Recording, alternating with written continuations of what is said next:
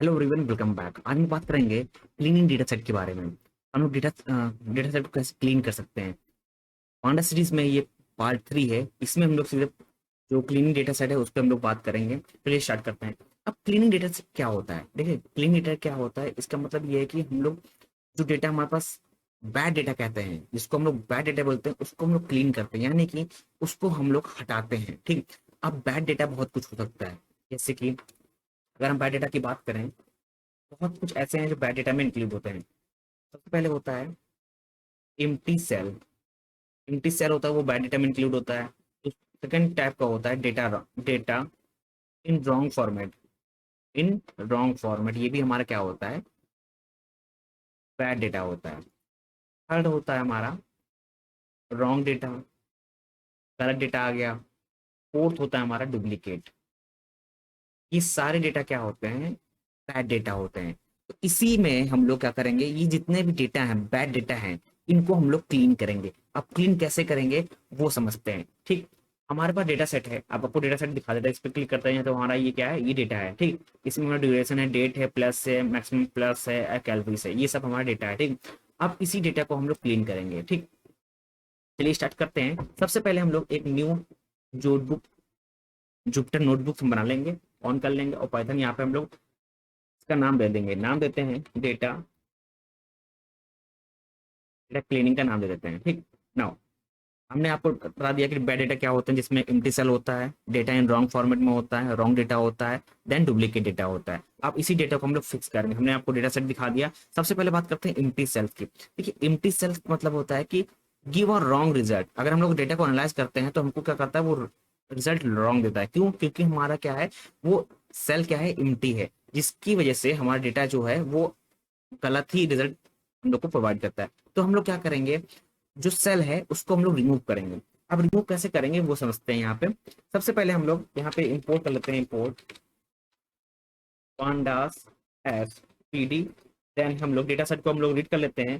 Then एक variable ले लिया डीएफ नाम से, then P D dot read CSV, और डेटा का जो नेम है हमारा वो है डेटा डॉट सीएसवी नाम से।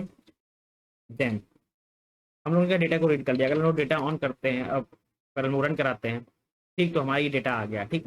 ओवरऑल मैंने आपको जो डेटा सेट दिखाया था ये वाला, तो डेटा सेट को हम लोगों ने रीड कर लिया और उसको हम लोगों ने प्रिंट कर लिया, हमारा डेटा है। ठीक। नाउ हम लोग क्या करेंगे, एक न्यू वेरिएबल लेंगे जिसको लेंगे नाम होगा D, new D F. Now इसमें हम लोग क्या करेंगे, डी एफ, जो वेरिएबल नेम था जो हम लोग रीड किया था डेटा सेट, उसका variable name D F dot drop. अब ये क्या है, जो ये फंक्शन, ये मेथड है ड्रॉप एन ए। ठीक। ये क्या करता है कि रिटर्न करता है न्यू डेटा फ्रेम, जो कि जो ओरिजिनल इसमें क्या करता है, जो ओरिजिनल डेटा है उसमें चेंज नहीं करता है। ठीक। By default the drop method return a new data frame and will not change the original. ठीक। अब इसको हम लोग ने कर लिया। नाउ हम लोग प्रिंट करते हैं। प्रिंट करने में हम लोग क्या करेंगे, सिंपल यहाँ पे एक चीज कर लेते हैं कि जो न्यू वेरिएबल लिया था इसको to string underscore to string कर लेते हैं। अब इसको हम लोग प्रिंट कराते हैं तो हमारा डेटा सेट जो आ गया, जो डेटा है हमारा इस फॉर्मेट में आ गया। ठीक। टू स्ट्रिंग फॉर्मेट में यहाँ पे पूरा डेटा हमारा शो कर रहा है। ठीक। नाउ अगर हम लोग को ओरिजिनल डेटा फ्रेम को चेंज करना होता, करना है अगर, ठीक, तो हम लोग इन क्लास को टू आर्गुमेंट पास कर देंगे। अब वो कैसे करेंगे वो समझते हैं यहाँ पे। देखिए ओरिजिनल डेटा था, ओरिजिनल डेटा हमारा क्या था, डीएफ था। ठीक। तो हम लोग क्या करेंगे, इसी को कॉपी करते हैं, यहाँ पेस्ट करते हैं। ठीक। ऑलरेडी हम लोग ने डेटा को रीड कर लिया है तो हम लोग ऊपर वाली लाइन हटा देंगे डीएफ वाली। अब यहाँ पे सिस्टम करेंगे DF dot drop N A in class in place equal to true कर लेते हैं। अगर हम लोग को ओरिजिनल डेटा में चेंज करना होता तो हम लोग इसका इस्तेमाल करते हैं। ठीक। तो क्या कर लेगा, हम लोग आर्गुमेंट क्या कर दिए, ट्रू दे दिए। ठीक ना, ट्रू देने के बाद हम लोग क्या करेंगे, इसको प्रिंट कर लेंगे। प्रिंट करने के लिए DF dot to underscore string करेंगे। तो ये स्ट्रिंग की स्पेलिंग गलत है, तो ना, हम लोग ने क्या किया कि ओरिजिनल डेटा में चेंज कर रहे हैं, तो उसके लिए हम लोग ने इन प्लेस का इस्तेमाल किया, आर्गुमेंट हम लोग ने पास कर दिया ट्रू। अब इसको रन कराते हैं। ठीक।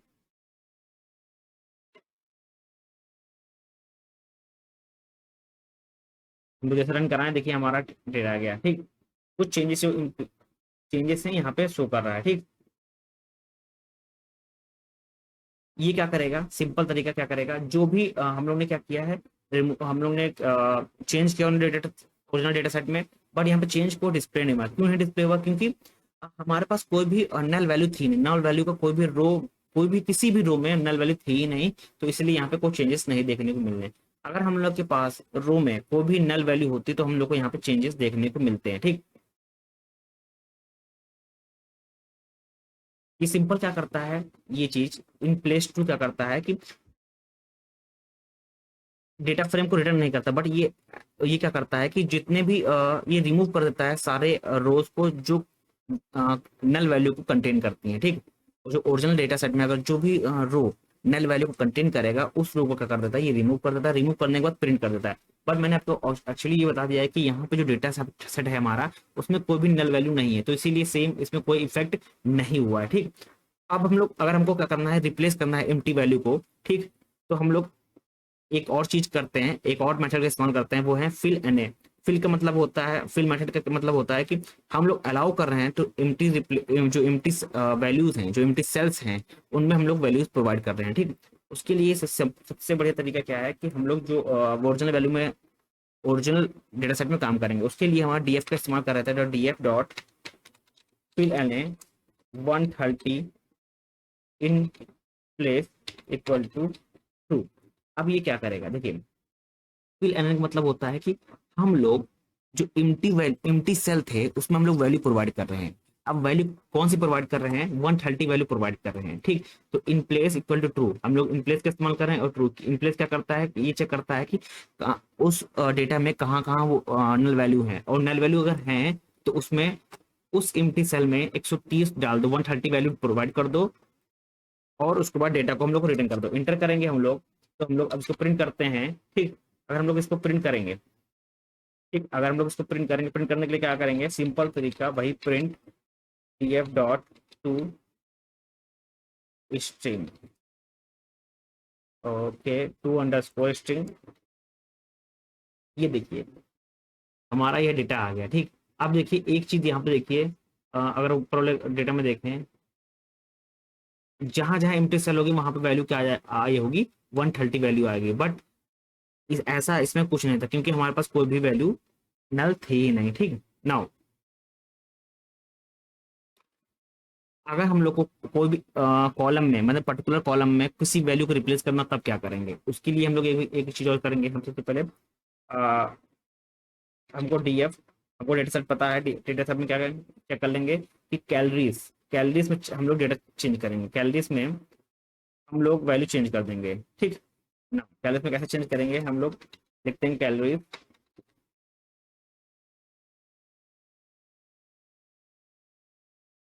Dot fill N A 130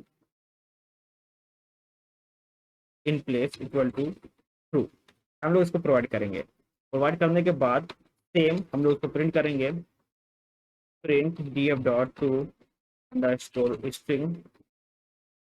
now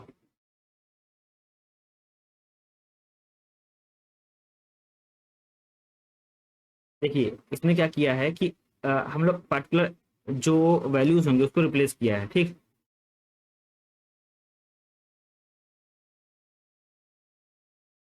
यहाँ पे चेक कर लेंगे हम लोग कि देखिए इसमें चेक करेगा कि देखिए हमारा ओरिजिनल डेटा सेट पे सबसे पहले जाते हैं, तो ओरिजिनल डेटा सेट में देखें कैलोरीज में कहाँ एम्प्टी सेल्स है क्या, कहीं देखिए एम्प्टी सेल्स है क्या, देखिए यहाँ पे एम्प्टी सेल्स है 18 पे, 18 पे क्या था, एम्प्टी सेल्स था, तो इसी में क्या आ गया, 18 पे 130 रिप्लेस हो गया होगा। अगर नीचे ही मूव करें तो यहाँ पे 18 पे जाएं, और ओके ऑलरेडी ये रिमूव कर चुका है। एक्चुअली हम लोग ने क्या किया है, ऑलरेडी इसको हम लोग कॉपी करते हैं पहले, सबसे पहले, क्योंकि मैंने ऑलरेडी ऊपर एक चीज लगा रखी थी, वो है रिमूव ऑल वाला। ठीक, तो हम लोग इसको यहाँ पे पेस्ट करते हैं, देन तो हम लोग फिर से डेटा सेट को प्रिंट करते हैं, देन फिर से डेटा सेट को हम लोग यहाँ मूव करते हैं, और तब देखिए अब यहाँ पे मूव करिए, अब इसको हम लोग यहाँ पे प्रिंट कराते हैं। ठीक, एक चीज चेक करिए, 18 पे 130 वैल्यू आ गई। अगर ओरिजिनल डेटा सेट में देखें हम लोग पहले वाले में, तो यहाँ पे 18 पे नल वैल्यू थी। ठीक, नल वैल्यू थी, तो यहाँ पे क्या है, जब नल वैल्यू थी तो हम लोग ने क्या किया, हम लोग ने क्या किया है, जो पर्टिकुलर कैलोरीज यानी पर्टिकुलर कॉलम में हम लोग ने वैल्यू क्या फिल कर दी, 130 फिल कर दी है, ठीक। तो जहाँ कैलोरीज में, कैलोरीज कॉलम में जहां जहां नल था वहां पे क्या कर देगा 130। अगर ओरिजिनल वैल्यू में देखे तो यहाँ पे 130, यहाँ पे 18 पे नल वैल्यू थी और 28 पे नल वैल्यू थी, तो दोनों प्लेस पे ये 130 पुट कर देगा। देखो 18 पे क्या था, 130 पुट कर दिया, और 28 पे भी क्या कर दिया इसने, 130 पुट कर दिया। तो ये पर्टिकुलर कॉलम में भी हम लोग कर सकते हैं, अगर वहां पे जहां पे वो नल वैल्यू होगी, ठीक। नाउ अब हम लोग क्या करेंगे कि हम लोग रिप्लेस करेंगे यूजिंग मीन, मीडियन और मोड का, ठीक। तो जहां पे common way to replace empty cells is to calculate the mean, median on mode value of the column, ठीक। तो इसका इस्तेमाल हम लोग करेंगे, हम लोग वैल्यू को रिप्लेस करने के लिए हम लोग मीन, मीडियन, मोड का इस्तेमाल करेंगे। अब वो कैसे करेंगे, वो सिंपल तरीका है कि अब हम लोग डायरेक्टली क्या करेंगे, सेम इसको उठाएंगे, यहाँ पे डेटा सेट को उठाएंगे यहाँ से, और डेटा सेट को उठाने के बाद यहाँ पेस्ट करेंगे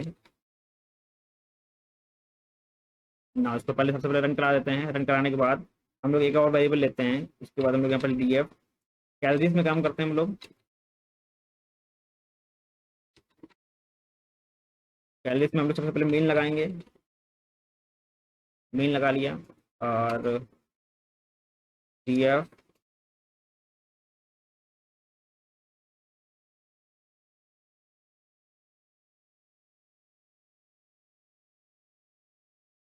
calorie dot fill na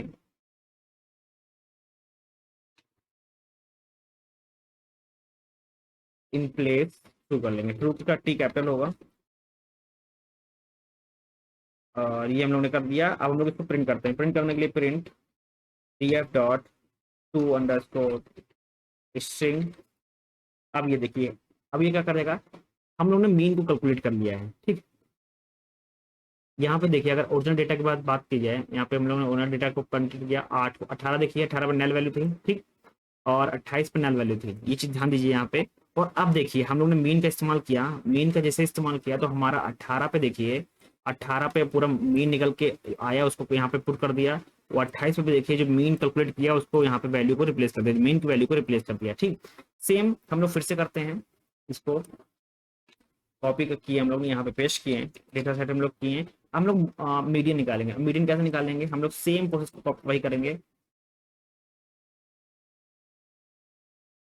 copy किए, यहाँ पे पेस्ट किए, जहाँ मीन लिखा था हम लोग वहां पे क्या करेंगे, वहां पे लिख देंगे मीडियन,